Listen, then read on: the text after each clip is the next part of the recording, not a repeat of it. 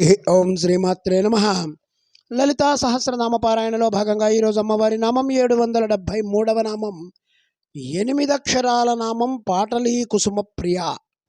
ఈ నామంతో అమ్మవారికి నమస్కారం చేసుకున్నప్పుడు ఓం పాటలీ కుసుమ ప్రియాయై నమః అని చెప్పుకోవాలి. పాటలీ కుసుమాల యందు అంటే పాటలీ పుష్పాల యందు ప్రీతి కలిగినటువంటి తల్లి అని చెప్పి మనం దీనికి స్థూలార్థంగా చెప్పుకుంటే, ఇంతకుముందు వచ్చిన నామాల్లో బంధూక కుసుమ ప్రియ, కదంబ కుసుమ ప్రియ అని మనం చెప్పుకున్నాం. ఇప్పుడు పాటలీ కుసుమ ప్రియ అని చెప్తున్నాం. పాటలీ కుసుమాలు అమ్మవారికి చాలా ఇష్టం. పాటలీ అంటే ఎరుపు వర్ణం, అమ్మవారికి ఎర్రటి పూలు ఇష్టం. శ్రీవృక్షో శంకరో దేవ పాటాలయంతు పార్వతి అంటే మారేడు చెట్టు అనేది శివయ్య యొక్క స్వరూపం అయితే, పాటలీ వృక్షం అనేది అమ్మవారి స్వరూపం. పాటలీ కుసుమాలంటే గులాబీ పువ్వులు అని చెప్పి కొంతమంది చెప్తూ ఉంటారు. తెలుపు ఎరుపు కలిపినటువంటి రంగుని పాటలీ అంటారు. గులాబీ పూలతో కూడా అలా కనబడుతూ ఉంటుంది కాబట్టి అది గులాబీ రంగు కాబట్టి అమ్మవారికి ఆ పూలతో పూజ చేయొచ్చు.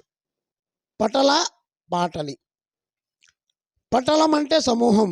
మన భావాలన్నీ విడివిడిగా ఉన్నాయి, వీటన్నిటినీ మనం సమూహం చేయాలి.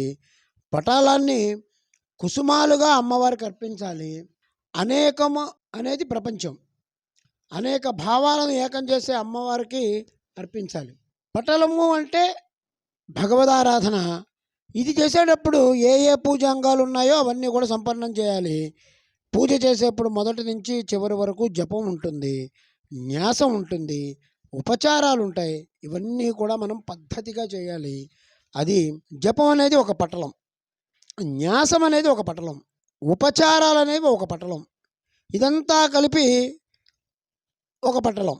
అంటే ఈ మొత్తం సమూహంగా చేయాల్సినటువంటి పద్ధతులన్నీ కూడా వికసింపజేసి ఈ పటలమంతా కూడా సంపూర్ణంగా అమ్మవారికి అర్పణ చేస్తే అమ్మ ప్రీతిగా స్వీకరించి మనల్ని అనుగ్రహిస్తుంది.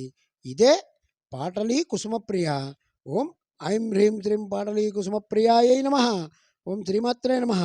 ఓం శ్రీ మహారాజ్ఞే నమః. శ్రీమత్ సింహాసనేశ్వర్యై నమః.